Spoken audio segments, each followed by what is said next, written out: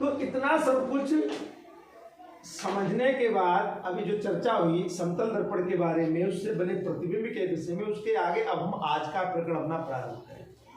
आज का प्रकरण क्या है? आज का प्रकरण है कि जो गोलीय दर्पण होते हैं, गोलीय दर्पण होते हैं बोल रहा हूँ, होता है बोल रहा हूँ। तो होते हैं का मतलब क्या है? एक से ज्यादा। अब अगर एक होता तो होता है बोलता कि गोलीय दर्पण होता है। अब मैं क्या बोल रहा हूँ? गोलीय दर्पण होते हैं। अब कितने होते हैं पहले ये बता दो। 4, 5, 6, 7 गोलीय दर्पण कितने होते हैं? है ना? जब होते हैं बोल रहा हूं तो कितने होते हैं? होता बोलता तो कोई समस्या ही नहीं थी कि एक ही होता है भाई। अब होते हैं तो पता नहीं कितने होते हैं, तो वो होते हैं पहले क्लियर करेंगे राम से। गोलीय दर्पण कितने होते हैं? ये कह रही 2। ठीक है, कितने होते हैं? 2। मान ली बात। कौन कौन से होते हैं नाम बता दो। निहारिका बताएगी नाम। पूरा बोलो। उत्तल दर्पण, ठीक, दोनों बातें सही। तुम कुछ बताओगी? ठीक, नहीं बताएंगी। प्रज्ञा, ठीक। 2-4 बच्चे यहाँ पे दोनों गोलीय दर्पण रखे हैं। देखो, एक इधर और एक रखे ना। अगर गोलीय दर्पण हमारे सामने रखे हैं, अगर हम उन पर कुछ भी ना करें तो भी हम उनको पकड़ के छू के बता सकते हैं ये कौन सा है। ठीक, बात समझना। और वो आपको पता होना चाहिए। तो एक बच्चा बता दे कि ये वाला कौन सा है, ये वाला कौन सा है, फिर मैं अपना काम आगे करूँ। हाँ, प्रांजल बताएगा कि बट बेटा बता देना, ऐसे देखियो बताए सकत और ऐसे बताए सकत बता। इन्होंने कहा ये वाला उत्तल है, ये वाला इनकी बात सही है ना? कौन बोला गलत? कौन बोला? ये लोग गलत। बेटा इसे मौका देते, फिर मौका दे रहे हैं। घबराओ मत, घबराना नहीं है, घबराना नहीं है। सर ये उत्तर है, ये उत्तर है।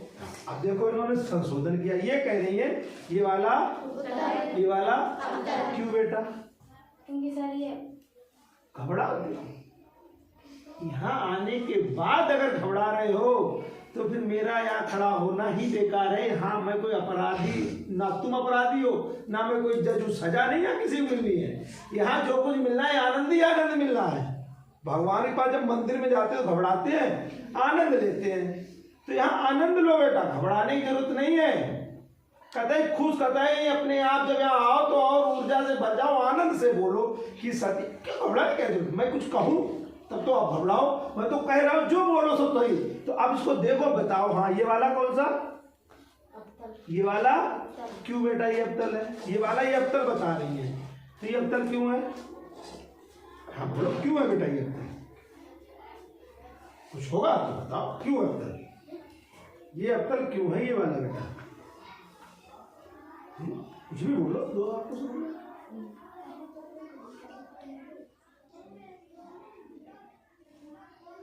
भाई कि कोई वजह होगी, वजह होगी तभी तो ये अब्तल है, और कोई वजह होगी तभी ये उत्तल है। तो वो वजह बता दो मुझे, वजह कारण, उसी को कहते हैं कारण, रीजन। वो रीजन आप बताएंगे तभी आपकी बात सही होगी। अब खाली रट लिया कि नहीं सर जी वो हमने इसे रट लो, ऐसो वालो, इसका रीजन बता दो, कारण बता दो, बात आगे बढ़े हमारी। कारण पता है ना? कारण नहीं पता है इन्हें। कारण नहीं, कारण कौन बताएगा आपके? चलो आराम से ले आएंगे। बताओ आपकी, आ जाओ। तो आपकी सहेली है, आपकी दोस्त है, तो क्या दिक्कत है? बताओ बताओ। बोलो, मुंह में हाथ नहीं लगाते। मुंह में हाथ लगाने की जरूरत बिल्कुल भी नहीं है। सतह दबी हो, सतह तो इसकी दबी होगी, एक सतह दबी होगी, एक सतह उठी होगी। देखो, पकड़ो यार। तो अब इसमें कौन सी है बताओ? ये कौन सा दर्पण है? ये कौन सा दर्पण है? ये कौन सा दर्पण है? एक दो उठी है, दबी। कौन सा दर्पण है?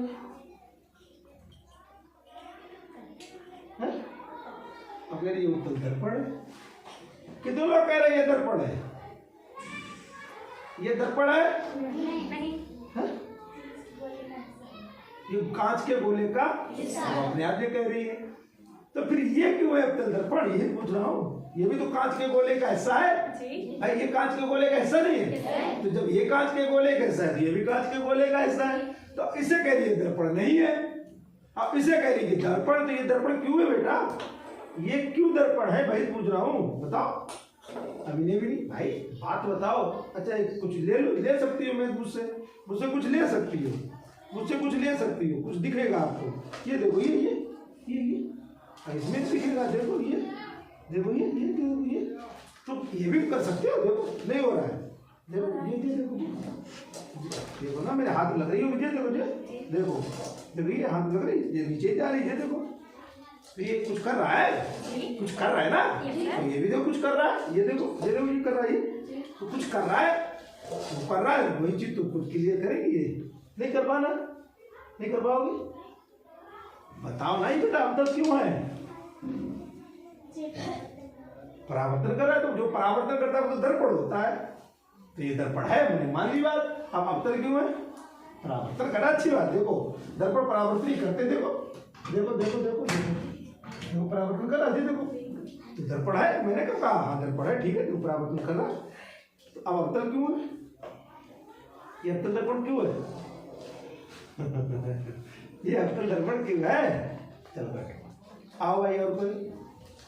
और कोई आओ। हाँ जाओ, अनुज बताएंगे भाई। अब अनुज बताएंगे अवतल दर्पण क्यों है। नहीं तो बताओ, अब तो ऐसे कर लो, इससे पता लगेगा नहीं तो मुझे। अब बताओ, देखो कितना अच्छा हो रहा है। अब बताओ क्यों है? आप इसकी उत्तल सतह पे पॉलिश है। हाँ, इसकी उत्तल पे पालिश है। तो उत्तल पे पालिश होगी इसलिए अवतल है? नहीं, उत्तल पे पालिश है और अवतल से परावर्तन। हाँ, जिस सतह से परावर्तन हो, जिस सतह से परावर्तन, वही उसका नाम होता है। तो इसमें परावर्तन किससे हो रहा है? इस सतह से हो रहा है कि ऐसी उठी हुई से हो रहा है? तो पालिश किधर होगी? पीछे तो है, तभी पे। इधर से तो परावर्तन हो रहा है, अब परावर्तन उधर से होगा जिधर पालिश नहीं होगी। पालिश किधर होगी? पालिश किधर होगी? इधर पालिश होगी, इधर। अब इधर से अब इस सतह को क्या कहते हैं? खुरखुरी सतह कौन सी होती है? चिकनी सब है। परावर्तन किस सतह से हो रहा है? अवतल सतह से। पालिश किधर है? तो जिधर से परावर्तन होगा, जिस सतह से है, तो ये कौन सी सतह है बेटा जिधर से परावर्तन हो रहा? छू के देखो कौन सी है? देखो तो हाँ देखो, हाँ लगा किस सतह से हो रहा? देखो अवतल से। तो इसीलिए इसका नाम दर्पण, अवतल दर्पण। ठीक, क्यों नहीं पता था? नाम नहीं रटे जाते चीजों के, उनका काम होता है। जिस सतह से परावर्तन हो, जिस सतह से हो रहा, दबी सतह से, तो उभरी सतह में पालिश होगी बस। तो जिस सतह से परावर्तन हो, अब ये रखे यहाँ देख सकते हो, ये रखे यहाँ देख सकते हो, ये रखे यहाँ देख सकते हो। एक दो चीजें थोड़ी हमने रखी है, यहाँ ढेर सारी रखी है। जैसे तो वैसे खाली तक रखे हैं, इनको देख लो, इनको देख लो, तो बात समझ आ गई। बहुत बढ़िया बैठो। तो ये वाला कौन सा हो गया? तो ये तो अपने आप ही बता दोगे ये कौन सा है। क्यों? क्योंकि इसमें पालिश है। प्रिया का जवाब सबसे अच्छा, क्योंकि इसमें पालिश है। पालिश कर लो बस हो गया काम, है ना? पालिश है, पालिश तो नहीं। क्या जवाब है? क्योंकि इसकी उत्तल सतह से परावर्तन हो रहा है, उत्तल से, इससे इससे ये देखो, ये इस सतह से परावर्तन हो रहा है। अब वो दिख रहा होगा, देखो कुछ दिखा है, दिख रही हो बेटा? घर पे रहा करो, ठीक है? ये देख रहे हो, दिख रहा है ना? तो क्यों दिख रहा है? क्योंकि इसी सतह से परावर्तन हो रहा है। अब पालिश किधर होगी? अवतल पे पालिश है, परावर्तन उत्तल से हो रहा है। उत्तल माने उभरी सतह से। तो ये हो गया उत्तल दर्पण, ये हो गया अवतल दर्पण। कोई दिक्कत नहीं। तो हम क्या उत्तल अवतल दर्पण पढ़ा रहे हैं? नहीं, तो बहुत बहुत पहले काम हो चुका है मेरे बच्चे। आज काम होना है कि इन उत्तल और अवतल दर्पणों से संबंधित कुछ शब्द है, शब्द उनको समझना है, रटना नहीं है, समझना। और वो शब्द क्या है मैं पहले लिख दूं। देखो शब्द पहले लिखेंगे फिर चर्चा। 3-4 शब्द है। पहला शब्द आता है वक्रता केंद्र। वक्रता केंद्र किसका? ये लिखा है गोलीय दर्पणों का, तो वो बार बार नहीं लिखे। गोलीय दर्पणों का वक्रता केंद्र नंबर है, गोलीय दर्पणों की वक्रता त्रिज्या। वेरी गुड, बच्चे पढ़ के आए भाई। तो गोलीय दर्पणों की नंबर 3 गोलीय दर्पणों का ध्रुव। ध्रुव क्या? ध्रुव। तो खाली ध्रुव लिख दो। ध्रुव क्या होता है? ध्रुव। ठीक। एक शब्द और है क्या? व्यास।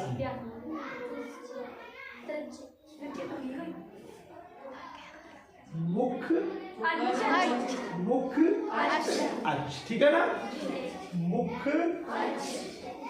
मुख और एक और है, एक और शब्द छोड़ रहे हैं। फोकस। मुख फोकस। अब ये 5 शब्द हैं, ये सब दर्पणों में आएंगे। अवतल दर्पण का वक्रता केंद्र, अवतल दर्पण की वक्रता त्रिज्या, अवतल दर्पण का ध्रुव, अवतल दर्पण का मुखज, अवतल दर्पण का मुख फोकस, उत्तल दर्पण की वक्रता केंद्र, उत्तल दर्पण का वक्रता त्रिज्या, उत्तल दर्पण का ध्रुव, उत्तल दर्पण का मुखज और उत्तल दर्पण का मुख। यानी ये 5 चीजें आपको पता होनी चाहिए। किससे संबंधित होनी चाहिए? नहीं होनी चाहिए। तो पहली चीज क्या? पहला पॉइंट क्या? पहला वक्रता केंद्र। वक्रता centre of curvature. Centre of वक्रता केंद्र। ठीक, कैसे समझोगे? समझना पड़ेगा। ये क्या है? एक गोला। अब इस गोला को है ये प्लास्टिक का, आप कांच का मानेंगे। प्लास्टिक का इसलिए यानी वो कांच का इसलिए नहीं रख सकते हैं क्योंकि खतरा है टूटने का, फोड़ने का। उसको हम बार बार आपको नहीं दे सकते, मैं नहीं छू सकता। कांच देखो नाजुक चीज। तो ये कांच का एक गोला, कांच का एक गोला। अब कैसा है देखो, पूरा खोखला, तभी तो आर पार हो रहा है। ठोस होता तो इसमें से ये नहीं जाती। तो ये खोखला है अंदर से। खोखली चीज जानते हो? जैसे ये बाल रखी है, गेंदे रखी है। ठोस जानते हो? ठोस क्या होता है? जैसे तरबूज। तरबूज ठोस होता है और खरबूजा खोखला होता है। क्यों? खरबूजा खोखला ही होता है। खरबूजा खोखला नहीं होता। लोग का खोखलो नहीं होता। तो फिर तरबूज ठोस होता है, लेकिन जो खरबूजा है वो खोखला। तो ऐसे ये खरबूजा समझ लो।